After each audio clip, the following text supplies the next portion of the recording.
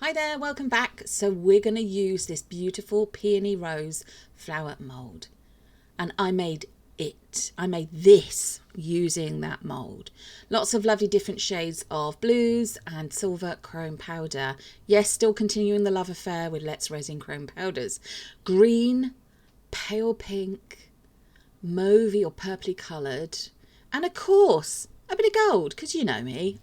Now there's no footage of me applying those powders to this mould, but you use a dry bristle paintbrush, dip it in the pots and brush it in thoroughly, really burnishing them on into the pot. Now turn the pot upside down, the mould, upside down and give it a good tap to get rid of the excess mica. Now in the meantime, I've made up some resin. I use Tea Experts, just the brand of choice. We're not sponsored by anybody. And I've added in some of the black pigment for resin made by a company called Vista. And as usual, wherever possible in this video, we will link in the description box where we got the products from. So having thoroughly mixed it in, I did do a lot of mixing in of that resin pigment off camera. I pour a little bit into the bottom of this mould. Just clean up the edge of the jug there. This is a small mixing jug, takes about 100 mils of resin. Now, a few little bubbles coming up to the surface there. So I'm just letting the resin settle into the bottom there. I'm going in, this is a wooden coffee stir stick. Now you could use a micro brush if you wanted to. And carefully, just, going up and down motions into the resin and going down into the mould. Now obviously be gentle. Be very gentle because you don't want to damage your mould. And all I'm trying to do there is make sure that all the resin goes into the intricate folds and layers of those petals within the mould. Because what you don't want to do is come to demold this and find that you've got broken off bits of petals or big air bubbles and so on where the resin hasn't gone. And you know what resin's like. It's got a mind of its own and we just need to persuade it to do what we want it to do. Which is why I've just gone in again then, filled it up a bit more, applied the coffee stir stick motion, just in and out into the resin, down into the layers and the folds of the mould, and then just repeating the process for a final time here, just going up around the top of the mould because this one's got a little bit of a strange edge to it, this mould. It's a good mould though. It is a very good mould.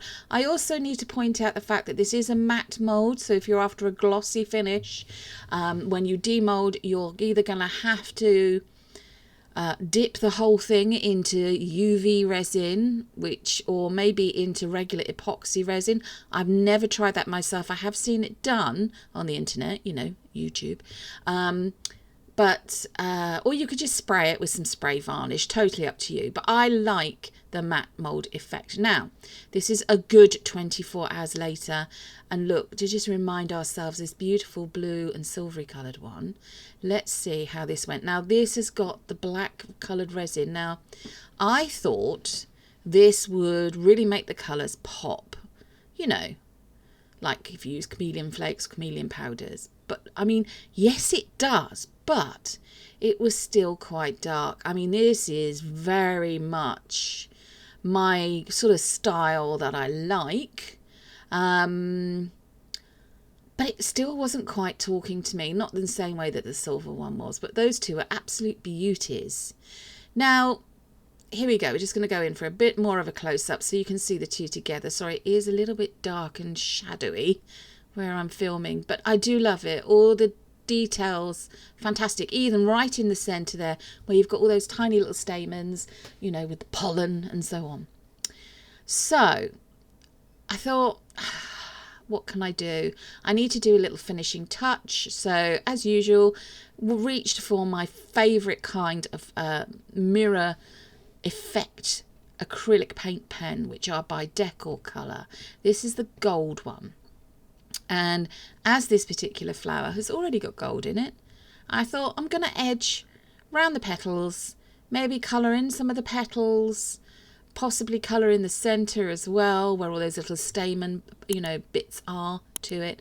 And just bling it up a bit, bring it a bit more, just elevate the design, the concept, the idea that I had in my head of what I wanted. Again, I was still thinking, to be honest with you, this is a little bit dark.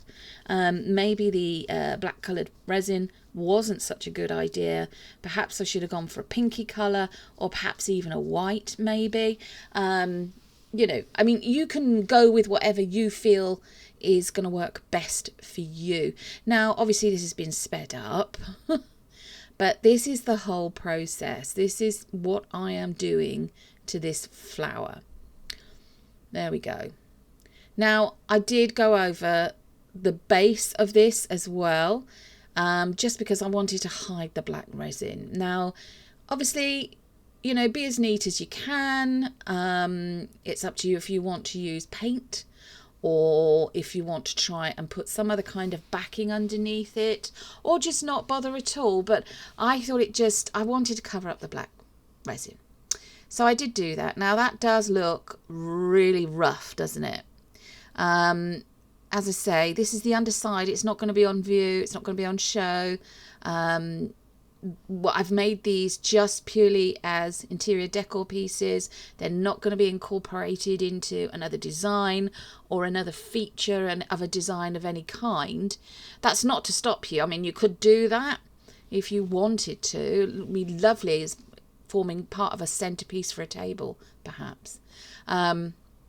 You know, if you had some leaves and foliage, again, it doesn't, you could decorate real life foliage. You could make a garland and then put these in, and you could put some lovely candle displays in the center. Totally up to you how you use them. Or you could just display them, you know, next to maybe a table lamp at the base of it, you know, perhaps the lovely vase that you've made, whether it's an epoxy resin style one, or whether you've used, you know, an eco resin perhaps. Just think about how you're going to style them, but they can give that little bit of added extra something. So this is the blue one, and although I didn't show you me making the blue one, it's done in exactly the same process as I did with the other one that you've just seen. Now I also used the silver colour deco pen to elevate the petals on that. Now, because I wasn't overly happy with the pinky and green gold one, that one, I decided to try again. Yes, in for a penny, in for a pound, as they say. And here I go again. I'm using 3 colours of the chrome colours again. So we've got a purpley colour, we've got the deeper pink, and we've got the paler pink. Now, yes, this is time lapse, and this is how I did it. I mean, yes, it's a time lapse, so I'm afraid it is a little bit fuzzy in places, but you get the idea. Now, what I did discover, which I wasn't very happy about, is I hadn't maybe been as thorough as I thought I'd been with applying the chrome powder, so we'd got gaps. So this is me just trying to manipulate what is a very thick, sturdy mould open, to see if I'd got any gaps where there was no chrome powder, and I'd got quite a few. So all I did is just took the brush and just burnished the brush, so brushing again into the mould, and checking it to make sure there were no gaps, every surface was covered with chrome powder. Now I'm using, and I'll be honest with you, this is some leftover resin from another project, which if you click like, share, subscribe and the notification all bell or button, you'll also see coming up in a couple of days' time. But this is some leftover resin I'm using, which is why it's a slightly off-white colour. Apologies, my hand is in the way for quite a bit of this shot, but pouring a little bit of the resin in, going in with a stir stick again, and I'm also, with this one, giving it a good squidge. Look at that. Love a bit of squidgy action there. I think that's hilarious, sorry. My sense of humour. All the little bubbles coming up there, which is where the resin is making its way down into all the lovely detail of those petals on this flower mould and forcing the air bubbles up. So a few more going to come up, and then I'm going to go in and around again with the stir stick, or you could use a micro brush. There we go. Just making sure those last little petals and all the detail is covered by resin as best as possible anyway. So there we go. I'm using a bigger stir stick on this one. There we go. And then this is 24 hours later. Demold time. Let's see if this is any better Is it paler? Is it darker? I think you can probably already see the colour is vivid. I mean, unfortunately, it has stained the mould slightly, but, you know, okay. We've got a little bit of overpour to deal with, which you can take off because it's so thin with your fingers. But wow, wow, wow, look at that. With the getting the blue. And we'll just get the other one back in again into the shot. Look at those. Wow. Stunning. Absolutely stunning. So this is an unusual colour decor pen. It's made by the same company that make the gold and the silver ones that you see me regularly using. And I think this is supposed to be like a rose gold. So I thought, you know, I'll try it on this piece. Let's just see, is it rose gold or not? I mean, to be honest with you, it could have done with being a couple of shades darker or richer or pinker, to be honest with you. But it still gives it that look that I wanted, the sort of faded elegance, sort of, what do they call it?